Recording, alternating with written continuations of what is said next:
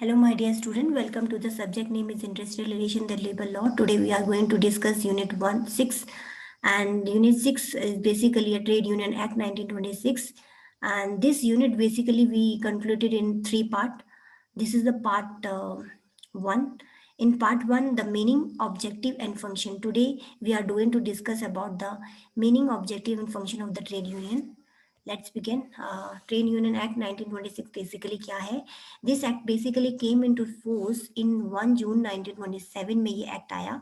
And Trade Union Act 1926 is basically provide for the registration of the trade union with a view to render lawful organization of labor to enable collective bargaining. This act basically um, it's a provide for the registration of the labor. यहाँ पर trade union को register कराना होता है under this act.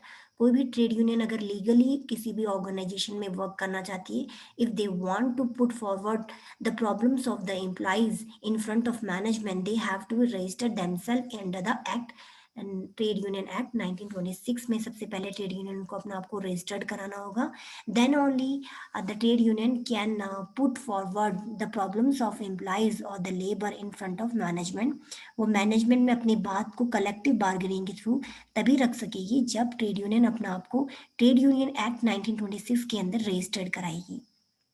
So we can say that under this act, the trade union has to register themselves, and then only he can lawfully put forward the problems of employees and labor through the collective bargaining in the front of in front of management. तो management में अपनी बात तभी रख पाएगी जब trade union अपने आप को लीगली रजिस्टर्ड कराएगी under the act trade union act 1926.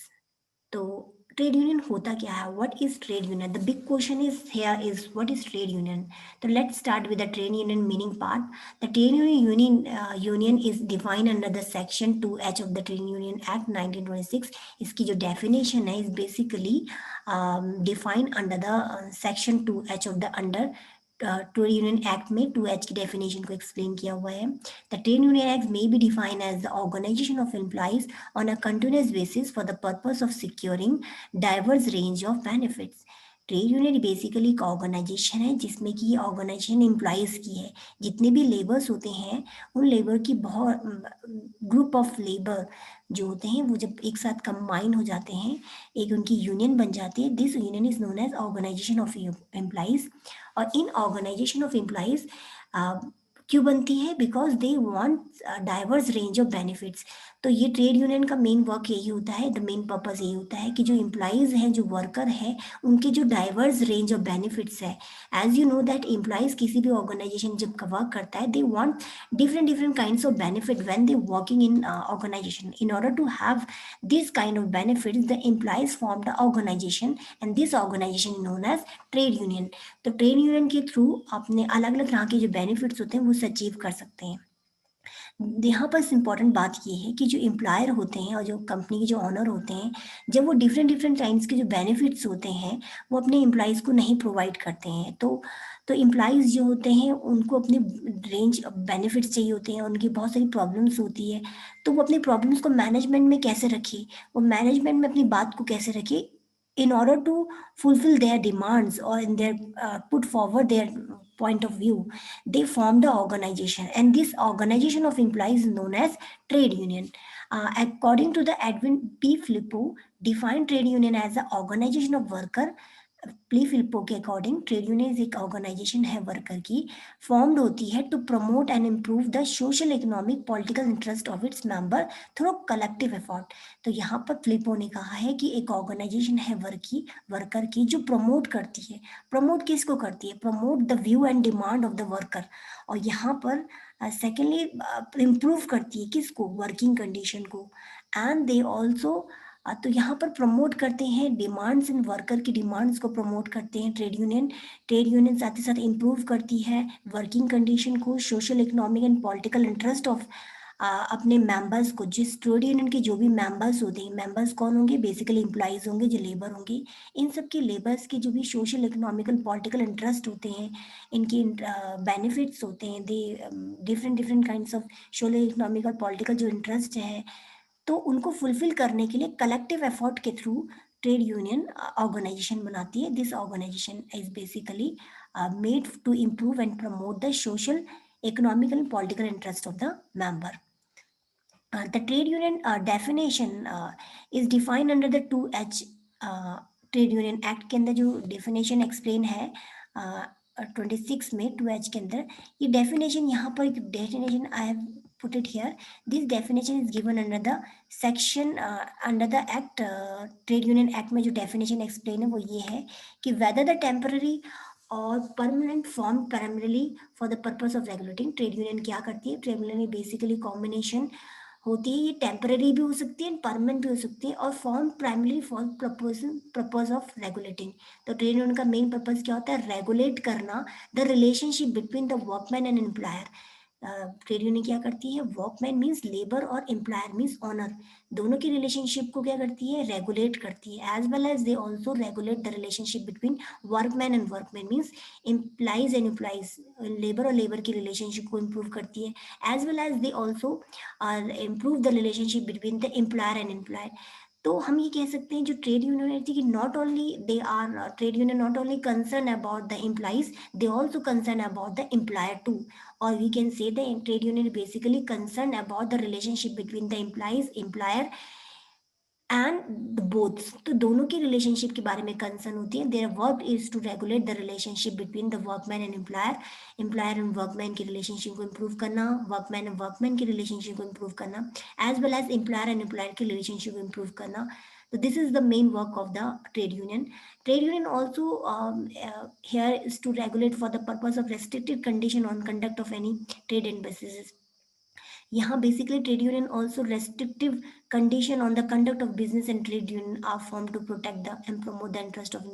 तो trade union क्या करती है? trade union basically protect करती है, promote करती है अपने members की, अपने जो उसके जो members होते हैं उनके interest और उनके interest को protect और promote करती है, और restrict करती है business के code of conduct को, and in order to protect and promote the interest of its member.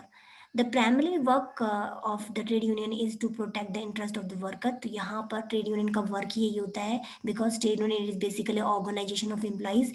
Employees के organization को ही trade union कहते हैं. तो यहाँ trade union का जो main work main motive होता है is to protect the interest of its member और worker.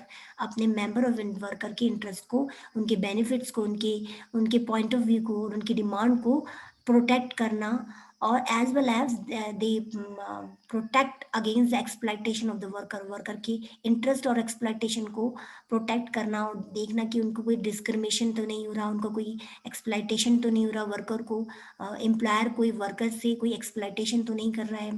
And then they also protect against the discrimination and unfair labour practices. तो लेबर को अनफेयर डिस्क्रिमिनेशन या अनफेयर लेबर प्रैक्टिस से तो नहीं गुजरना पड़ रहा है. तो the main work of the trade union is to protect the interest of the worker against the discrimination and the unfair labor practice. This is the most important point here.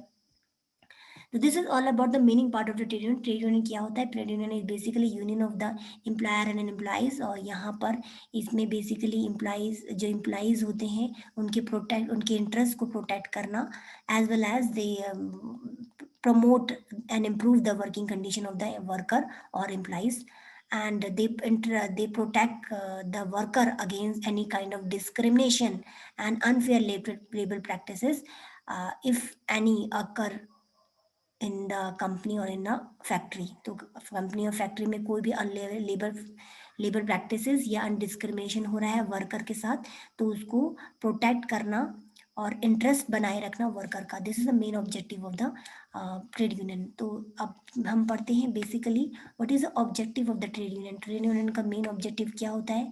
Trade union का जो main objective होता है is basically steady employment. तो as you know the employer may not guarantee full time employment to everyone, so the trade union make sure. आपको पता ही है जो employer होता है कांट गारंटी द एम्प्लॉइज, अपने एम्प्लॉइज को वो गारंटी नहीं दे सकता that they provide the full time employment to everyone or every employees. So in order to provide a regular or in a continuous way of employment to the employees को regular और employment provide करने के लिए trade union क्या करता है, trade union make sure that they keep on negotiating with the management for the regular employment for the member. तो यहाँ ट्रेड यूनियन का मेन वर्क होता है, their work is to make sure that each and every employees who is working in the factory, they get the regular and continuous employment and they तो वो कैसे provide करता है, तो trade union क्या करता है, trade union work is to negotiate with the management, trade union on the behalf of the their employees, वो अपने एम्प्लॉइज और मेंबर के बिहाफ पर नेगोशिएट करता है मैनेजमेंट से, कंपनी के एम्प्लॉयर से नेगोशिएट करता है और उसके नेगोशिएट करता है in order to provide the regular employment for its member, अपने मेंबर्स को रेगुलर प्रोवाइड करने के लिए बार बार बीच बीच में उसे रेगुलर एम्प्लॉयमेंट प्रोवाइड करता है। So we can say that it make sure that it's also ensure the regular employment to its member. तो ट्रेड यूनियन यहाँ पर मेन ऑब्जेक्टिव यही होता है कि अपने एम्प्लॉइज को, अपने वर्कर को, अपने मेंबर्स को एक regular and study employment provide करे। This is the main objective of the trade union. Now, the second objective is rationalize the personal policy. Job security and incentive are not enough. As you know that job security और incentive तो provide होती है किसी भी organisation में। The trade union का work job security और incentive provide करना तो है ही है, this is also a part of organization or it's a work of the organization trade union, but the trade union also try to influence the various policy। Trade union सिर्फ और सिर्फ job security and incentive ही अपने worker को provide नहीं करती, अपने members को provide नहीं करती। Trade union also influence the various policy. Trade union क्या करती है, बहुत सारी पॉलिसी को भी इन्फ्लुएंस करती है विच आर रेगुलेट और विच आर कंडक्टेड और which are running in the organization related to the. तो जो भी ऑर्गेनाइजेशन में बहुत सारी पॉलिसीज चल रही है ऑर्गेनाइजेशन में, उसको रेगुलेट करती है कौन, ट्रेड यूनियन। तो ट्रेड यूनियन कैसे पॉलिसीज, कैसे, for example policy related to the promotion, transfer, retrenchment. So there are the n number of policies that are running in the organization. The policy maybe could be related to the promotion, transfer और retrenchment से related अलग अलग policies होती हैं और n number of policies होती है, उनको influence करती है और उनको उनको regulate करती है, उनको influence करके they provide this policy as per the employees. तो एम्प्लॉइज के हिसाब से उस पॉलिसी को इन्फ्लुएंस करने की कोशिश करती है, सो the employees get the benefit from this policy. तो रैशनलाइज करती है, इन अ रैशनल वे पॉलिसी को बनाती है अपने वर्कर के लिए। तो ट्रेड यूनियन यहाँ पर इन्फ्लुएंस करती है वर्कर पॉलिसी को, वर्कर से रिलेटेड जो भी पॉलिसीज होती है उनको इन्फ्लुएंस करने की कोशिश करती है apart from the study employment, job security and incentive benefits. The third objective of the trade union is to voice in the decision making affecting worker. So we can say the voice in decision affecting worker. Apart from the job security, salary, wages, trade union जो होती है security, salary and wages के अलावा trade union try to make sure that any decision involving worker must be confused with them, consulted with them before implemented। तो यहाँ में important बात ये है कि ट्रेड यूनियन जानती है कि जो भी डिसीजन मेकिंग ऑर्गेनाइजेशन में हो रहे हैं, they want that any kind of a decision making that are conducted in a organization should be in favor of worker। तो हमेशा ट्रेड यूनियन चाहती है, they always make sure that every decision that are taken in the organization should be in favor of worker। तो worker के favour में ही हर कोई decision होने चाहिए। तो यहाँ पर trade union voice means they discuss with the management and they help the management in taking any kind of decision, and they always want and make sure that every decision in the organization should be in favor of worker। so this is inclusion, like suppose अगर decision related to the working time period for the working or the adoption of new technology, किसी भी से related अगर working timing से related decision लेना है, कोई new technology को लाना है, तो किसी भी तरह की जो डिसीजन है तो वो उसको इन्फ्लुएंस करती है और देखती है कि वो कोई भी डिसीजन है उसमें वर्कर को भी इन्वॉल्व करती है, उनसे कंसल्ट करती है वर्कर को और उनकी एग्रीनेस के बाद ही किसी भी नई तरह की डिसीजन मेकिंग या कोई भी डिसीजन होते हैं वो लिए जाते हैं। So we can say that trade union is work as a voice in work as a voice, वो आवाज़ की तरह काम करती है, अपने वर्कर के बिहाफ पे काम करती है, वर्कर को बेनिफिट प्रोवाइड करती है, वर्कर को किसी भी तरह के एक्सप्लॉइटेशन से प्रोटेक्ट करती है। Now the fourth objective of the trade union is to recognize and participation। Getting reorganization from the management is tough task to do. However, one the key objective is to convince management that workers are not inferior but they are equally important for the organization. Trade union का जो main work होता है, they want get some reorganization from the management. Trade union हमेशा ये चाहती, हमेशा वो they want that management उनको रिऑर्गेनाइज करे, उनकी उनके वॉइस को, उनके पॉइंट ऑफ व्यू को सुने. और वो हमेशा ये चाहेगी कि जो मेन ऑब्जेक्टिव है, जो हमेशा ये चाहती है कि जो ऑर्गेनाइजेशन जो है, जो एम्प्लॉयर है, वो ट्रेड यूनियन को रिऑर्गेनाइज्ड करे, उनको इम्पोर्टेंस दे. और ताकि जो वर्कर की डिमांड है, trade union they can put forward in front of management. और trade union also want that worker को इंफीरियर ना समझा जाए, वर्कर को इक्वली इम्पोर्टेंस दी जाए as the other important partner of the organisation. जैसे कि हर ऑर्गेनाइजेशन में बहुत सारे पार्टनर्स होते हैं, तो वर्कर को भी एज अ पार्टनर ट्रीट किया जाए. And the worker should be treated as equally important for the organization. They should not be considered as inferior. This is the main objective of the trade union. The first one is study employment, rationalize personal policy, wise in decision making, and reorganize and participation. So they want that कि worker को participation मिले. Worker should also be worker participation in management ensure करना. This is also objective of trade union, ताकि worker भी feel part of the family or the part of the organization feel करे, ताकि वो उनके decision making को भी involve किया जाए. This is the all objective of trade union. Now moving towards the function of trade union. The main important function of the trade union is to collective bargaining between the management and worker. तो main जो worker, जो trade union का जो main work होता है, जो function होता है, इट्स टू कलेक्टिव बार्गेनिंग करना between the management and the worker.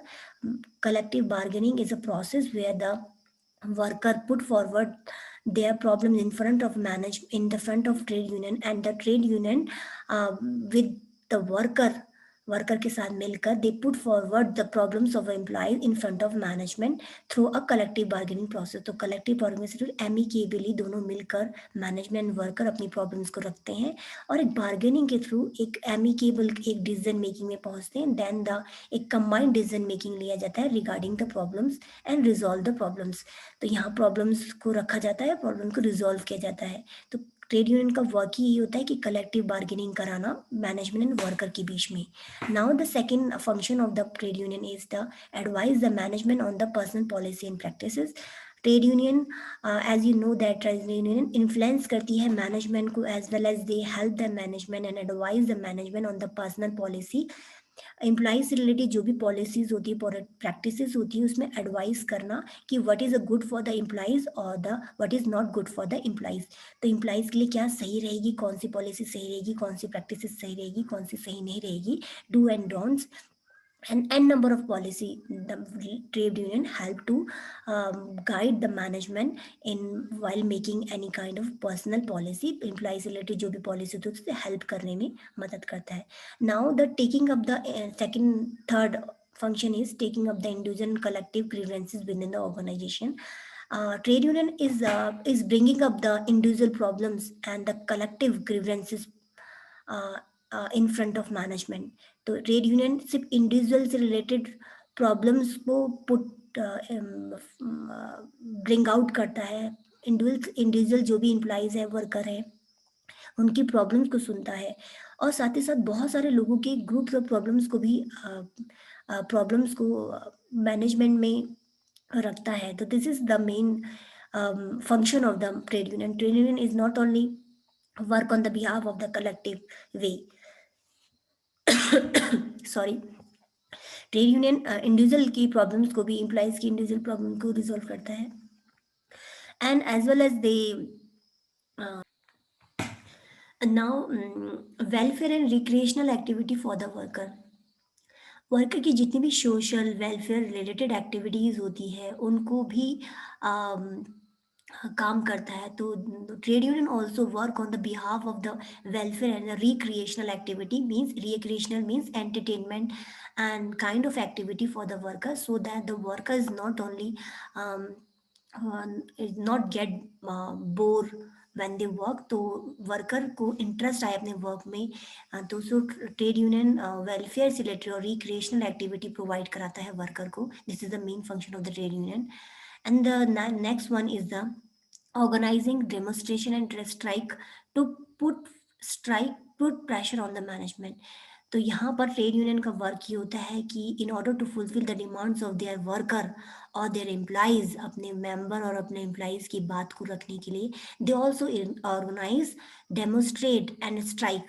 वो कभी कभी जब वर्कर की डिमांड्स पूरी नहीं होती, then in order to fulfil the demands of the worker, the trade union demonstrate and organize the strike. तो स्ट्राइक करती है on the behalf the worker to make a pressure on the management to fulfill their demands of the worker. तो worker की demand को fulfil करने के लिए trade union also resorted the strike and the demonstration kind of activity.